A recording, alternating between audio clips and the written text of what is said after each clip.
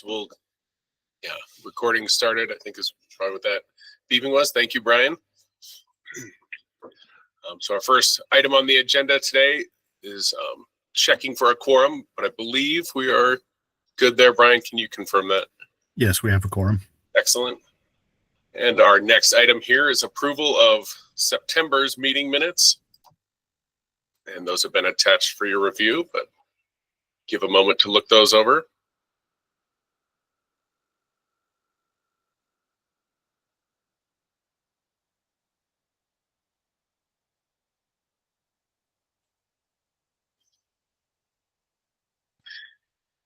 If there's a motion to approve the minutes. I motion to approve the minutes. Thank you, Clayton. I'll second that, and all for approval, say aye. Or Aye. Aye. Thank you. Any opposed? And any abstentions? All right, hearing none, motion carries. We'll move on to our next agenda item here. Housekeeping, Brian, I assume that was kind of it for housekeeping, and we'll move on to Dr. Nguyen for the DUR board update.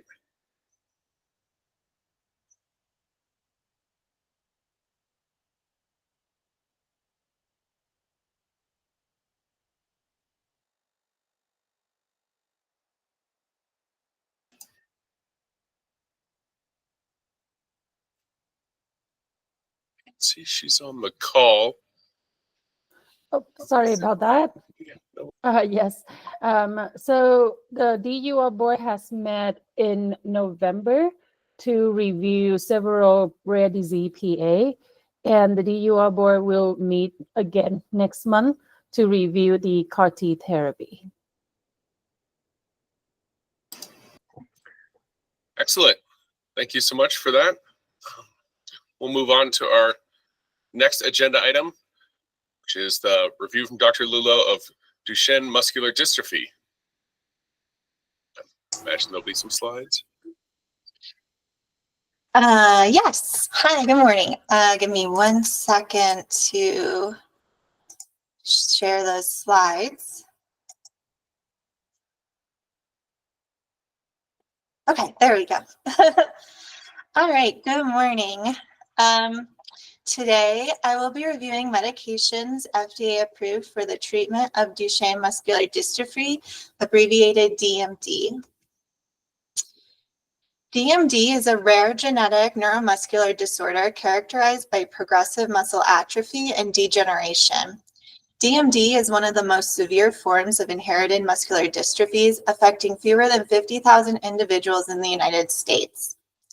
DMD is caused by mutations in the X-linked recessive gene that encodes dystrophin, which is a protein essential for maintaining structural integrity of muscles.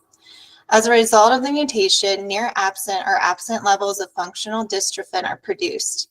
Typically, patients with DMD have symptoms of muscle degeneration and weakness by early childhood, which progressively worsen over time and affect multiple organ systems, leading to premature death.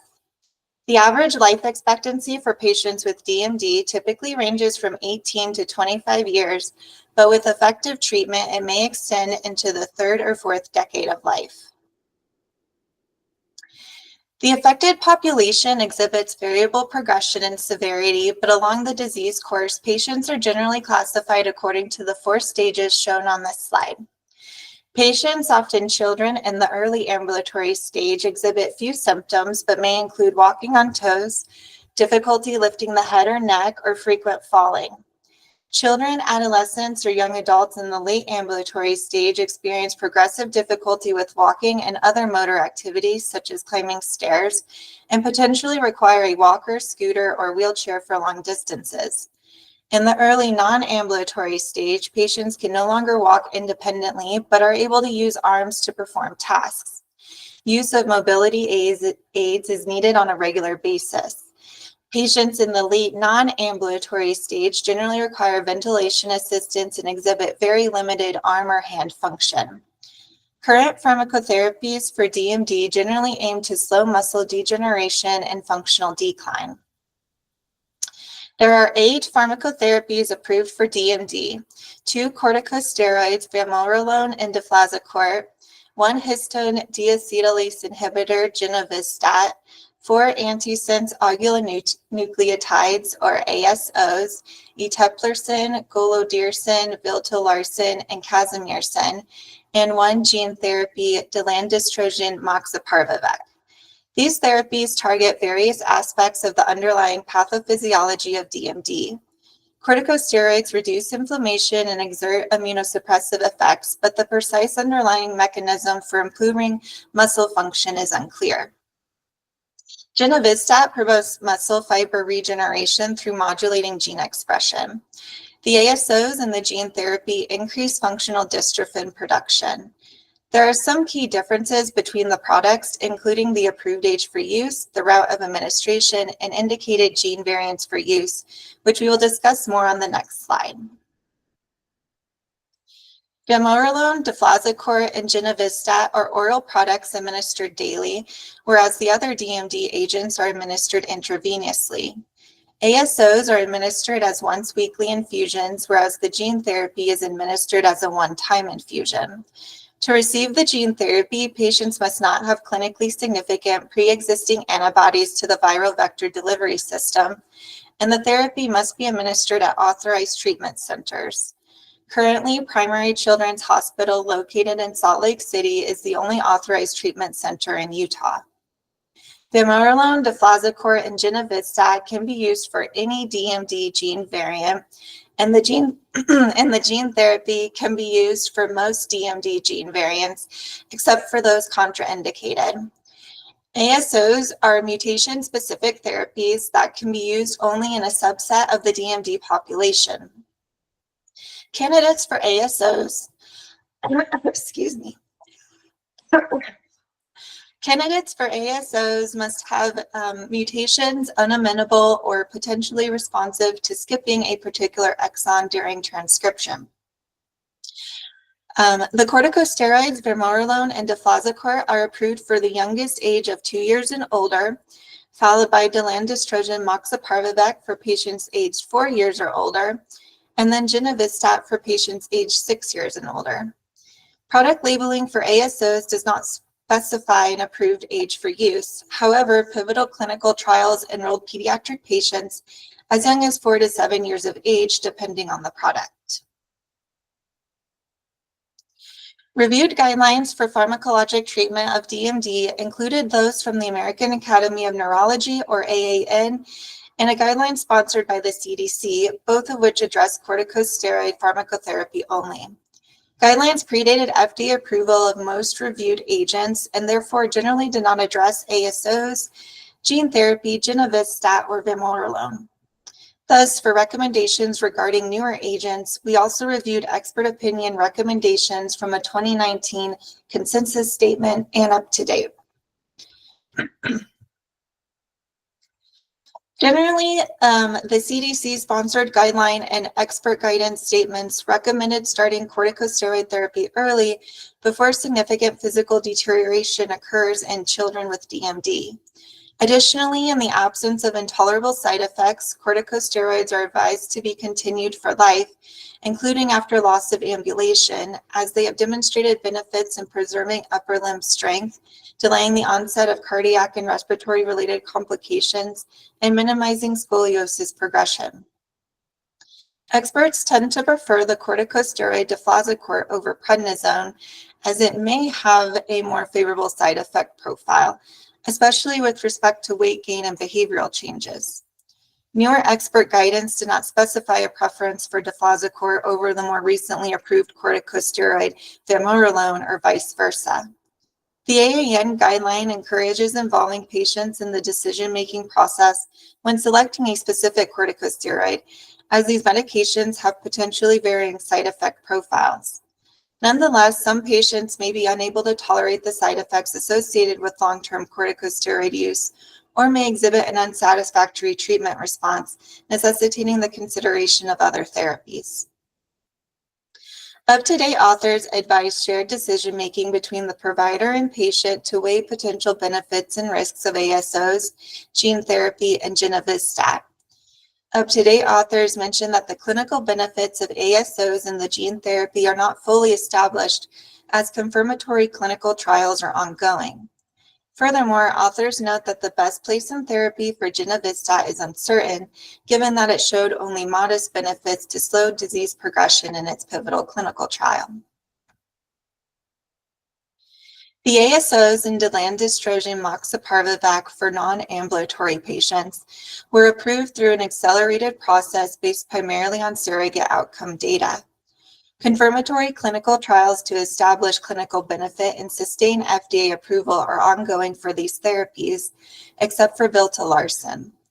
In the Viltolarsen confirmatory trial, no statistical difference was observed between placebo and Viltolarsen treated participants for the primary outcome of change from baseline to 48 weeks and the time to stand from the supine position. Despite this finding, the drug sponsor is conducting additional data analysis and believes, along with the FDA at this point, that Viltolarsen may be beneficial for eligible patients based on favorable findings from previous trials. Confirmatory clinical data for Delandistrogene moxeparvovec in ambulatory patients established sufficient clinical benefit according to the FDA. However, confirmatory evidence in non-ambulatory patients is still in progress. This slide shows some select key inclusion criteria from the pivotal randomized controlled trials, or RCTs, for approved DMD agents other than deflazacort. All these trials included ambulatory children or adolescents with DMD. Enrolled participants in the pivotal RCTs for Genovistat, the ASOs, and the gene therapy were required to be on stable doses of corticosteroids for several months before receiving the study drug. Additionally, participants were allowed to continue corticosteroid therapy during most of these trials. Notably, maintenance corticosteroid therapy is not required according to the labeled indication for any of these agents, though the gene therapy does require acute corticosteroid use before and after the infusion to mitigate an immune response to treatment. Based on our literature searches conducted in July and August of this year, there have been no head-to-head RCT outcome data published to directly compare the efficacy and/or safety of the FDA-approved DMD pharmacotherapies. To better understand the efficacy of vamorolone, Genovistat, ASOs, in the gene therapy, I'll briefly discuss select primary outcome results from their pivotal RCTs. In the vamorolone pivotal trial, the primary endpoint of change in time to stand test from baseline to week 24 significantly improved with the vamorolone 6 mg per kilogram per day dose compared to placebo.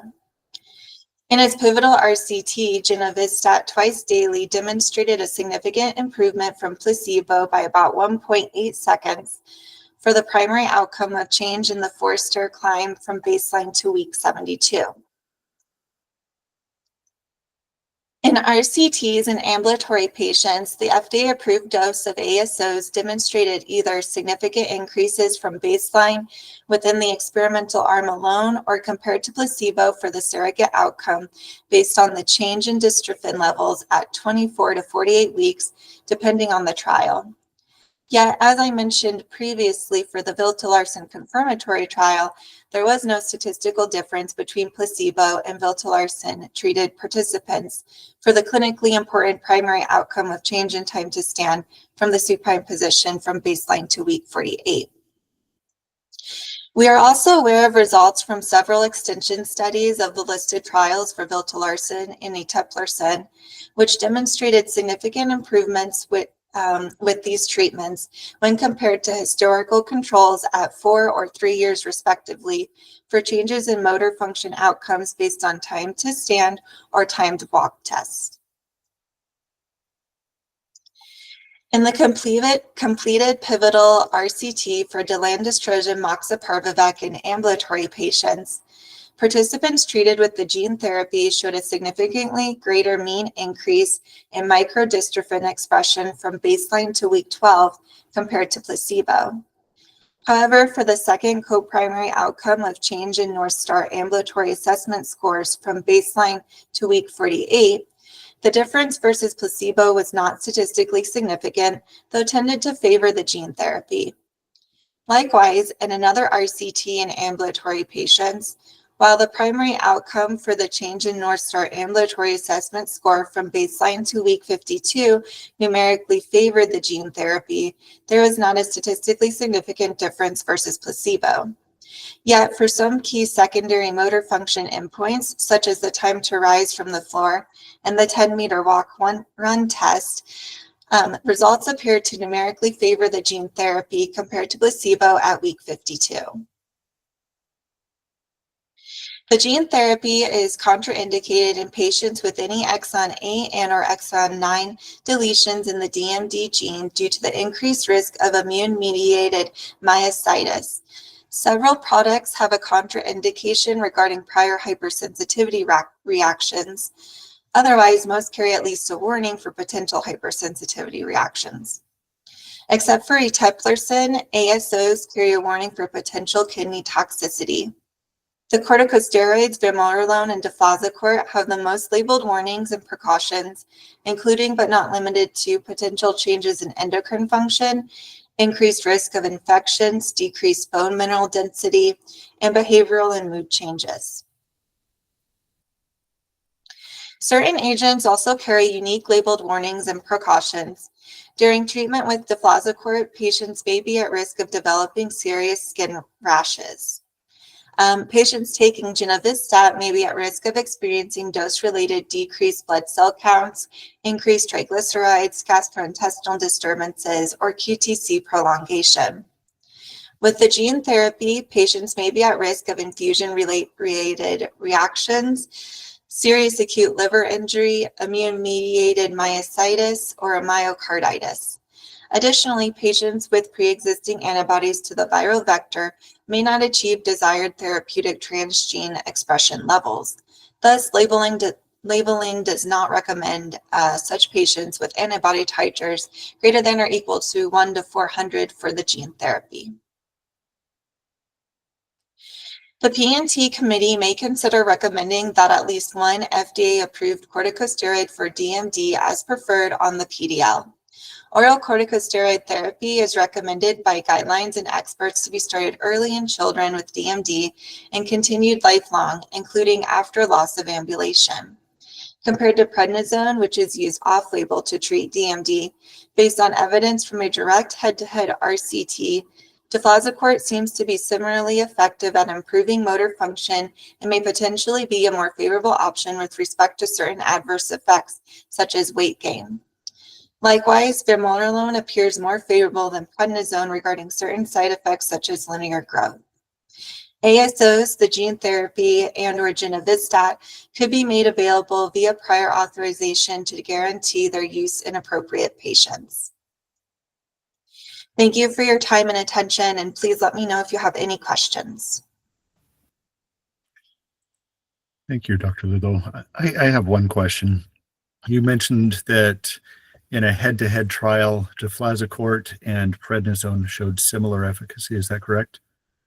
Yes. Thank you.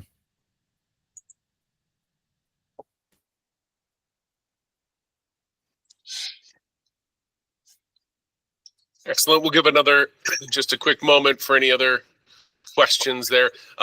Dr. Lowe, with the weight gain for deflazacort versus prednisone, is that was a secondary endpoint that that was shown to be significantly different? Sorry. I would think so, because it's a safety type outcome, but I'd have to double check on that trial to make sure. No worries. Thank you. Have there been any head-to-head trials with vamorolone to either prednisone or deflazacort? I know for a fact there wasn't one with vamorolone versus deflazacort. And I believe there might have been one with vamorolone versus prednisone. But I would have to double check on it to be certain.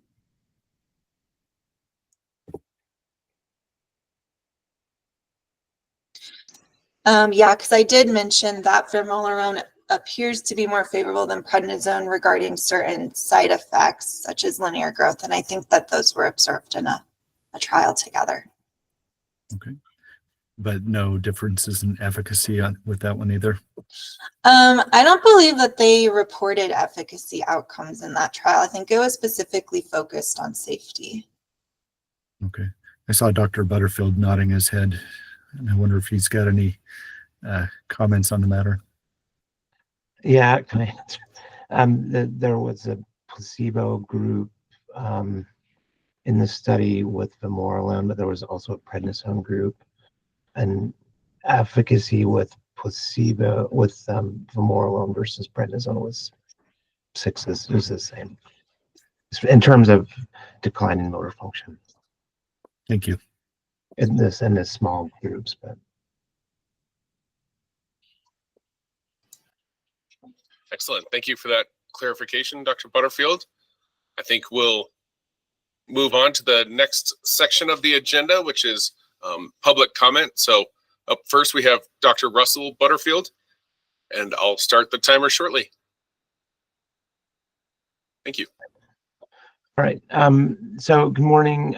Just to introduce myself, for those who don't know, I'm Russ Butterfield. I'm a pediatric neurologist, neuromuscular specialist here at the University of Utah in Primary Children's.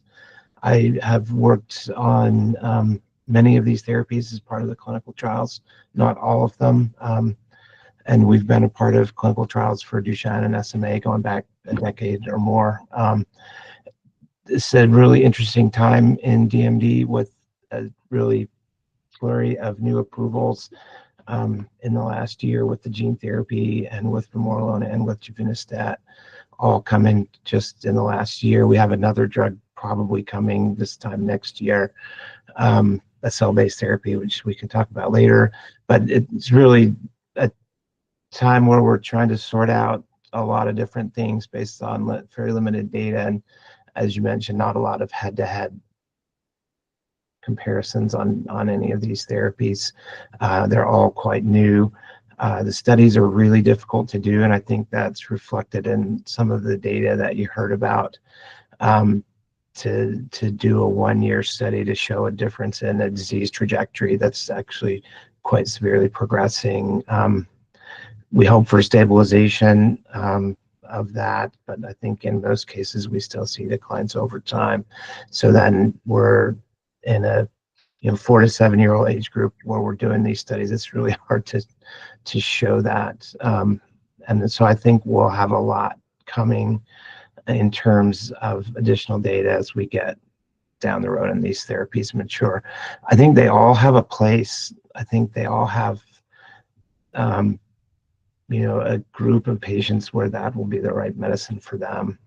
The steroid things are probably the simplest to navigate because there's the most data, and we really start with prednisone and then move to the others. But I think bone side effects are really the main issue around vamorolone that I think is going to be a big deal for our patients, but it's going to take a long time to demonstrate it. But we see a lot of femur fractures in our older kids, a lot of bone fragility, a lot of scoliosis, and we expect that based on the data we have, vamorolone will mitigate a lot of those.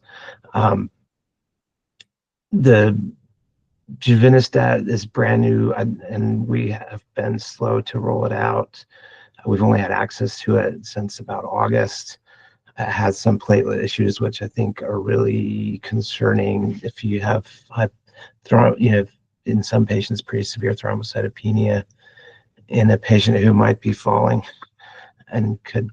So we've been trying to be thoughtful about the right patient for that. I have written for it a couple of times in patients that couldn't tolerate steroid or for other reasons just didn't have another option. So I think there's a role for it. And I think we'll kind of learn that as we get a little more mature with the data and with the availability of it. Absolutely. Go ahead. Dr. Butterfield, you're at the 3-minute mark. If you'll stay on, I suspect we'll have Okay. some questions for you as well. Sure. If you're able to do that. Thank you. Sure, I can answer questions about any of them. We've been a part of all these things and long conversations about all of them. Absolutely. Thank you so much for that. Next up, we have Adam Gold. Hi, good morning. I'm Adam Gold, a medical science liaison for NS Pharma, and I'm here today to speak with you about Viltepso or Viltolarsen injection. Viltepso is an antisense oligonucleotide for the treatment of DMD in patients amenable to exon 53 skipping. Viltepso is administered as a once-weekly, 1-hour infusion at a dose of 80 milligrams per kilogram. Viltepso has no age or ambulatory status restrictions and has received accelerated approval based on increase in dystrophin, and there is an ongoing or recently completed phase 3 trial to confirm the clinical benefit of Viltepso. 3 studies of Viltepso have examined safety, tolerability, and efficacy. The initial phase 2 North American trial assessed the effects of 24 weeks of Viltepso treatment in 16 boys aged 4 to 9. This trial met its primary endpoint of increased dystrophin protein production as measured by validated Western blot. Muscle biopsies of boys treated with 80 milligram per kilogram dose showed a statistically significant increase of average dystrophin levels from 0.6% of normal at baseline to nearly 6% of normal at week 25. All participants treated with Viltepso showed an increase in treatment-related adverse events, and no patient, all participants treated with Viltepso showed an increase in dystrophin levels above baseline. There were no reports of hypersensitivity or serious treatment-related adverse events, and no patients discontinued their treatment. The most common adverse events were upper respiratory tract infection, injection site reaction, cough, and fever. Upon the completion of the initial phase 2 trial, a phase 2 open label extension study was conducted in the same 16 participants. This is the only study of an exon 53 skipping agent to demonstrate statistically significant functional benefit over 4 years in multiple motor function assessments, including the primary endpoint, time to stand, and secondary endpoints, time to run, walk 10 meters, and time to climb 4 stairs. In addition, the adverse event profile was consistent with that observed in the pivotal study. Recently, another phase 2 open label trial was completed. This trial enrolled 10 ambulatory and 10 non-ambulatory participants with DMD who were aged 8 years of age and older. Participants were treated for 48 weeks with Viltepso. The primary endpoint of safety showed that Viltepso was well tolerated, and the safety profile remained consistent with the previous 2 clinical trials. Secondary endpoints included pulmonary function assessments, used forced vital capacity, a critical measurement and management of pulmonary function in DMD. Participants treated with Viltepso showed statistically significant improvement in forced vital capacity compared to the matched historical control group from the Synergy study. Performance of upper limb in both ambulatory and non-ambulatory participants was maintained over the 1-year treatment period. In conclusion, based on clinical data presented here, Viltepso can be an important part of the treatment strategy for DMD patients with mutations that are amenable to exon 53 skipping. For complete product information, including efficacy, safety, and safety, and a link to the full All right. prescribing Well, thank information. you. We're at the 3-minute mark there. Thank you. Yep. Perfect. All right. And then we had another public comment that is not on the agenda, but Becca Manola, if you're on the call here. Hi, yes. Perfect. Hey, good morning, and thank you for letting me be here. I'm here to talk about Sarepta's Levitus. My son was 5 years old when we heard about Sarepta and Pfizer and gene therapy. We were so excited and felt so good about this option for my son, but then COVID happened and everything was paused. Last year, just before my son turned 8, he was finally accepted into the trial for Pfizer. But when the study was canceled this year, we found out that sadly he was given the placebo instead. To say that we were crushed was an understatement. My son fractured his back earlier this year just by tripping over someone's shoe. Because he had to be careful and not be too active, he was quickly slowed down. My son's doctor then told us that Sarepta's medicine was finally FDA approved for children who were older, and also for those who were accelerated for non-ambulatory. My hope was finally returned. Maybe now my son could have the chance to walk a little longer. Sorry. that he wouldn't have to go into a wheelchair as soon as what he was projected to do. He is already asking questions about why his legs aren't working like they used to. We live in Utah, and my son is on Medicaid right now. His doctor actually just put in a request a couple of weeks ago to Medicaid to get approval for ELEVIDYS to help my son. So I please ask, help my son. Please cover this medication per its FDA label with as few barriers as possible, as quickly as possible, because time is muscle. This drug doesn't repair what's lost, but preserves what's still there. Thank you for your time. Thank you for sharing that, Becca.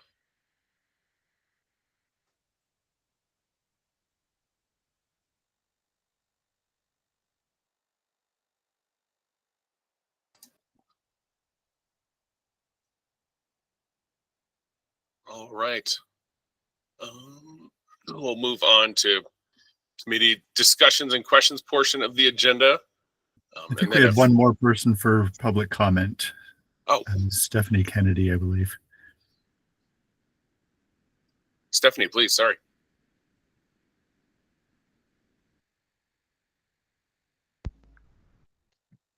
Hello, good morning. My name is Stephanie Kennedy, Director of Medical Managed Care at Sarepta, and I am addressing the committee regarding ELEVIDYS, which is indicated for patients at least 4 years of age with a confirmed mutation in the DMD gene via standard FDA approval in ambulatory patients and under accelerated approval for non-ambulatory patients. Accelerated approval for non-ambulatory patients is based on expression of ELEVIDYS microdystrophin, and continued approval may be contingent upon verification and description of clinical benefit in the confirmatory trial ENVISION, which has commenced enrollment. Treatment with ELEVIDYS aims to slow or stabilize the underlying pathological process in the indicated population, regardless of age or ambulation. ELEVIDYS is contraindicated in patients with any deletions in exons 8 and 9, patients with deletions in the DMD gene in exons 1 to 17 and 59 to 71 may be at risk for severe immune-mediated myositis. Please refer to the USPI for full details regarding contraindications, warnings, precautions, monitoring, and baseline measurement of pre-existing immunity against AAV RH74. Most common adverse reactions reported in clinical studies were vomiting, nausea, liver injury, pyrexia, and thrombocytopenia. Clinical studies, we did see acute serious liver injury, IMM, and myocarditis. To reduce the risk of immune response, please see Table 1 in the USPI for the pre and post infusion corticosteroid dosing and duration. Efficacy section of ELEVIDYS describes 3 ongoing studies. I'm going to focus on studies 2 and 3 as this was information that was foundational to the label expansion. Cohorts 1, 2, 4, and 5A of study 2 enrolled 40 ambulatory patients 3 to 12 years of age. Cohorts 3 and 5B included 8 non-ambulatory patients 10 to 20 years of age. Microdystrophin expression as measured by the change from baseline in Western blot ranged from a mean of 40 to 51% and was consistent across ambulatory and non-ambulatory patients. I do want to focus on recent data that was presented at World Muscle 2024. We have the 5-year follow-up of the phase 1/2 study showed sustained improvement in NSAA scores, no loss of ambulation, and maintained the 10-meter walk run times among ELEVIDYS treated patients, indicating a slowed disease progression. No new safety signals were reported beyond the 70 days post-infusion over the 5-year follow-up. Exploratory analysis from EMBARK study showed less disease progression in muscle fat fraction and no adverse cardiac effects in ELEVIDYS treated patients with continued long-term assessment. Summary, ELEVIDYS is FDA-approved treatment that targets the underlying cause of DMD in ambulatory and non-ambulatory patients at least 4 years of age with an established safety profile. So thank you for your time and consideration, and I'm happy to address any questions or comments. Thank you. Thank you.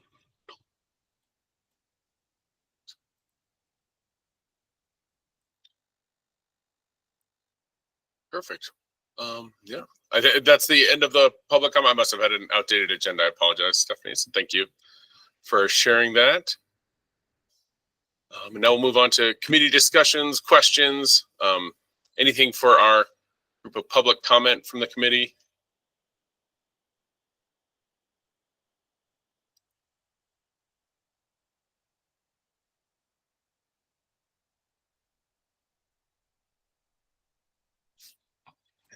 believe, let's see.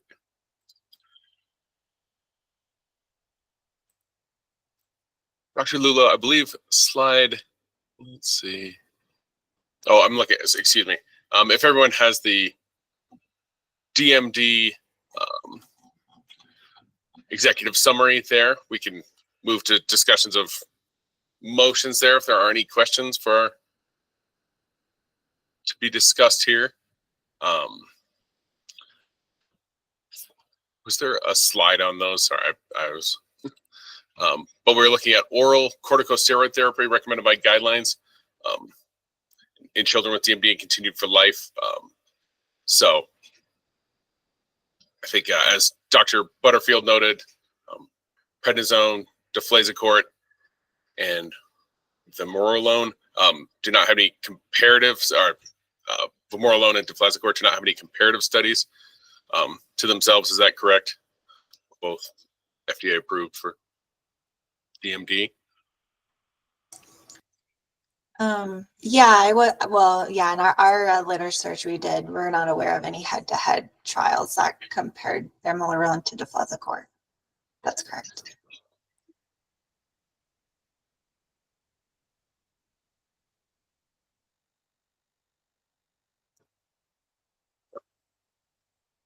I'll make a motion here to include at least one oral corticosteroid therapy that's recommended by guidelines and experts to be started early and continued after loss of ambulation for DMD. And Brian, does that motion, if we need to wordsmith that a little more?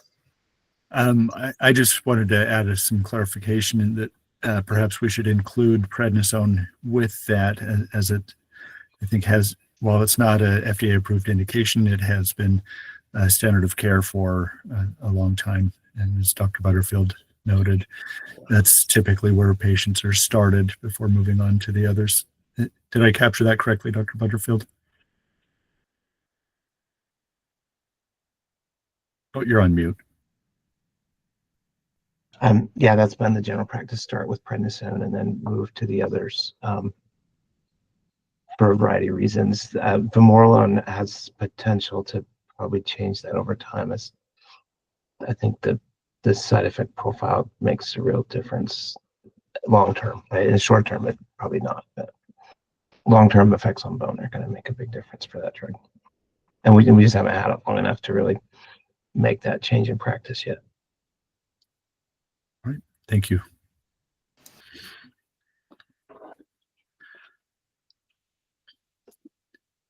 That I will restate the motion there. One oral corticosteroid, at least one oral corticosteroid for inclusion on the PDL. I'll second that. And all in favor? Aye. Aye. All opposed? And any abstentions? All right, the motion carries. Thank you.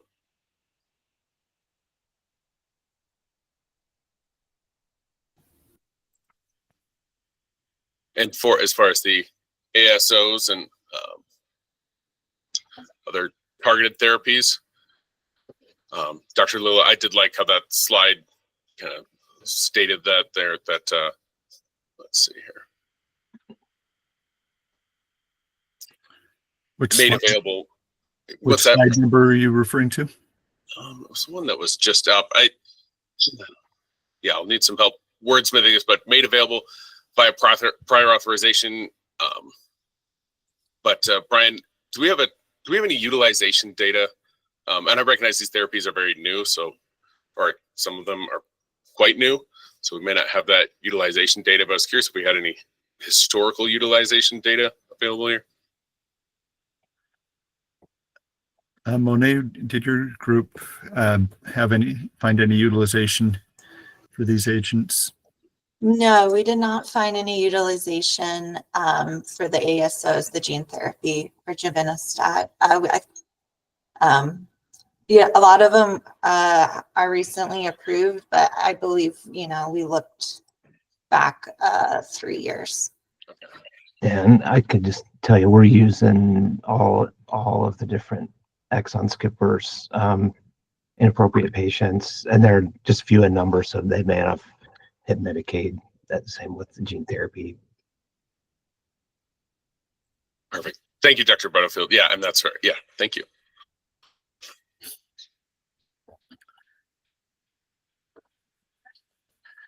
And it's been a number of years, but we did create a PDL class for spinal muscular atrophy,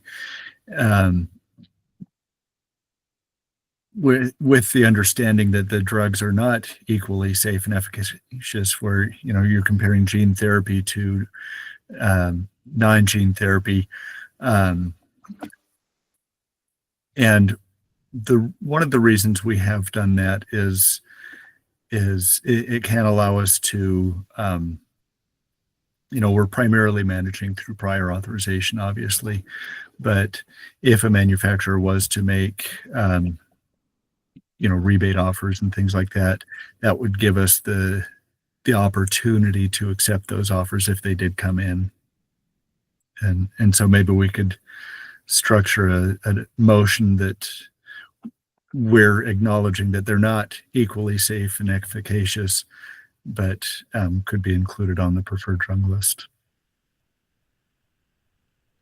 Yes, definitely several parallels there, certainly. So I like that framework.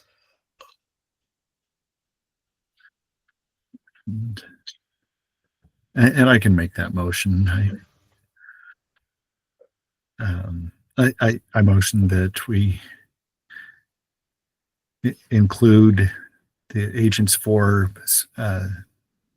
Duchenne muscular dystrophy for inclusion on the PDL, despite there not being equal safety and efficacy among the agents.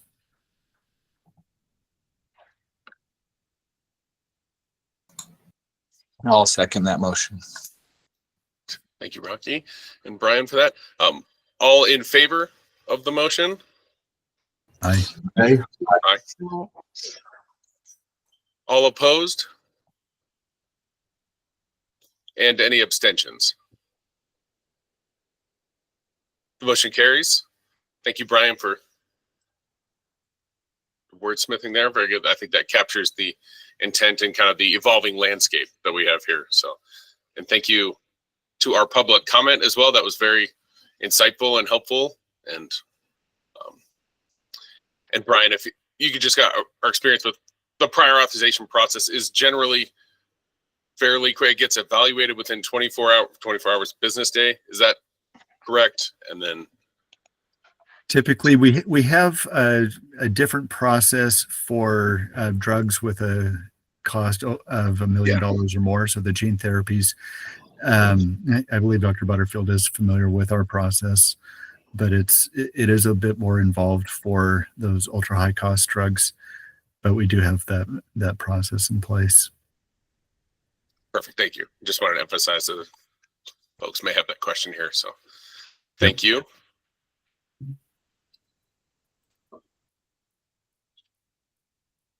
And unless there's additional committee action, I'm wondering if we want to mention where people can find more information on the process for ultra high cost drugs, if they want to, or we can maybe put in a link in the chat. that would be great. Thank you.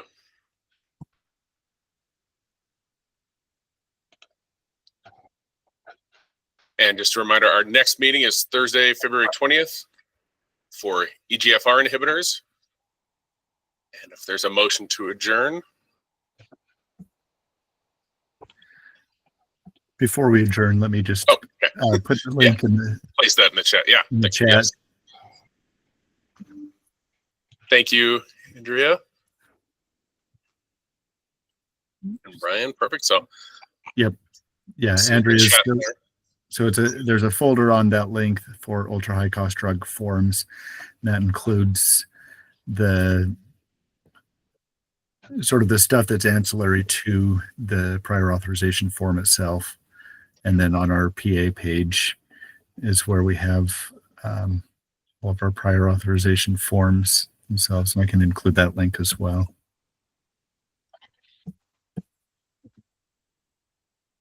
Perfect. Thank you for those links.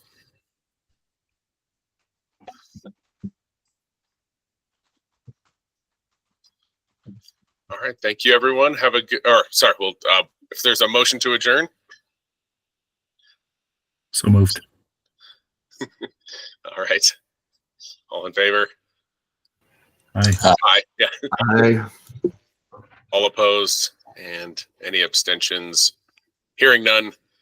Thank you so much, everyone. Have a wonderful winter season. Sorry, Yoon, were you unmuted? Oh, no, I was just saying thank you. Oh, thanks. Okay. All right. Thank All you. right. Thanks, everybody, for being here. Appreciate Thank you. you. Bye-bye.